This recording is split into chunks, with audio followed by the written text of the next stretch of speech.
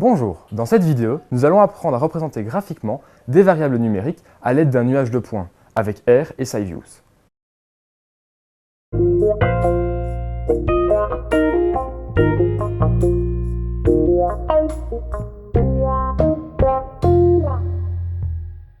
Un bon scientifique est une personne qui est curieuse et en perpétuel questionnement. Il a cependant besoin d'outils pour étudier le monde qui l'entoure.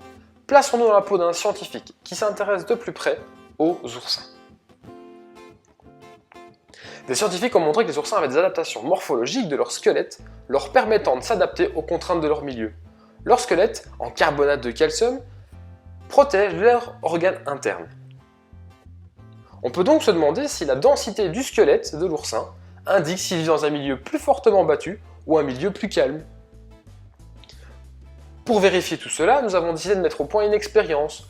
Nous étudions deux groupes d'individus, le premier en milieu naturel et le second en culture. Les oursins en milieu naturel sont confrontés à des conditions hydrodynamiques plus importantes que les oursins en culture. Et sur ces oursins, nous allons monitorer, nous allons mesurer le poids du squelette et le poids total. On encode un tableau contenant la variable sur son origine, son poids et le poids du squelette et nous mesurons un premier individu, un second individu, un troisième individu, un quatrième individu, et voilà que nous sommes en pleine acquisition de données biométriques sur les oursins. Notre tableau de données n'est rapidement plus utilisable tel quel. On ne sait plus faire ressortir l'information intéressante sur les données brutes.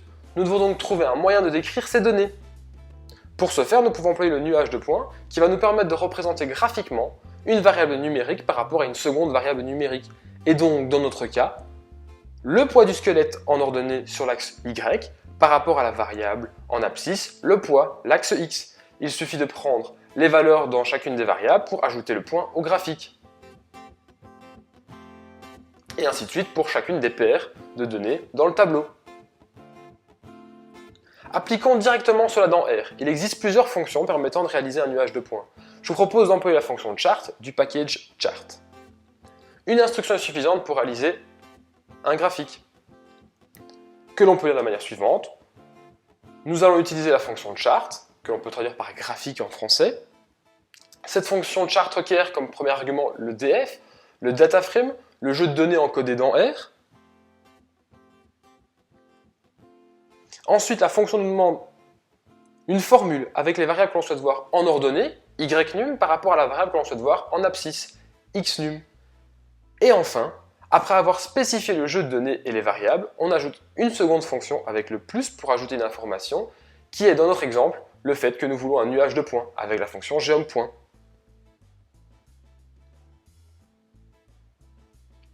Nous obtenons très rapidement un graphique de type nuage de points montrant la relation entre le poids du squelette et le poids de l'individu.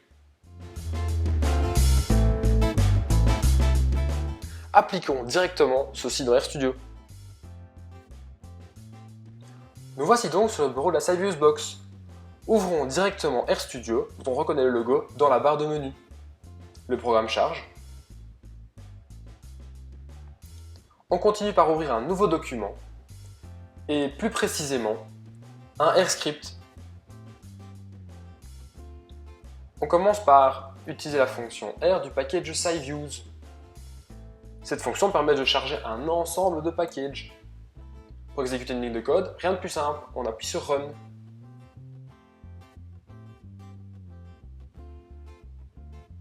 On peut voir qu'un ensemble de packages ont été chargés, dont le package chart, dont le package data. Continuons par importer nos données. Pour ce faire, nous allons utiliser la fonction data, et le nom de notre jeu de données s'appelle Urchin's Bio, la biométrie des oursins.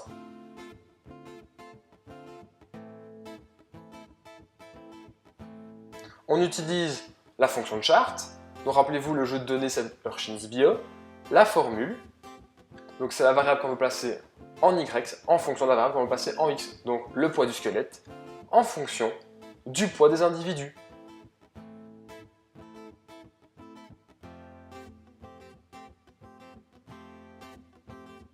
Et on additionne la fonction geom_point, cette fonction qui va nous permettre d'avoir un nuage de points.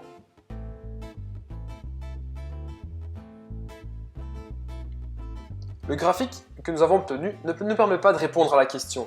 Nous ne savons toujours pas différencier les oursins d'élevage par rapport aux oursins en culture. Nous allons donc copier-coller ces lignes de code et nous allons ajouter un petit élément dans la formule via 2 signes %, et nous allons utiliser la couleur, symbolisée par le symbole col, pour différencier l'origine des oursins. On réapplique cette ligne de code,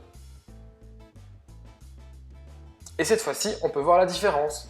On peut voir par exemple que pour 50 grammes de poids totaux, les oursins dans le milieu naturel auront une plus grosse masse de squelette que les oursins dans le milieu naturel.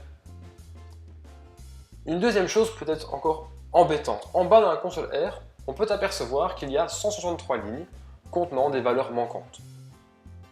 Effectivement, notre jeu de données n'est pas complet. Pour corriger cela, nous pouvons utiliser l'attribut na.rm. En lui spécifiant na.rm égale true, il n'affichera plus le message d'erreur, car il enlève les valeurs manquantes avant de réaliser le graphique.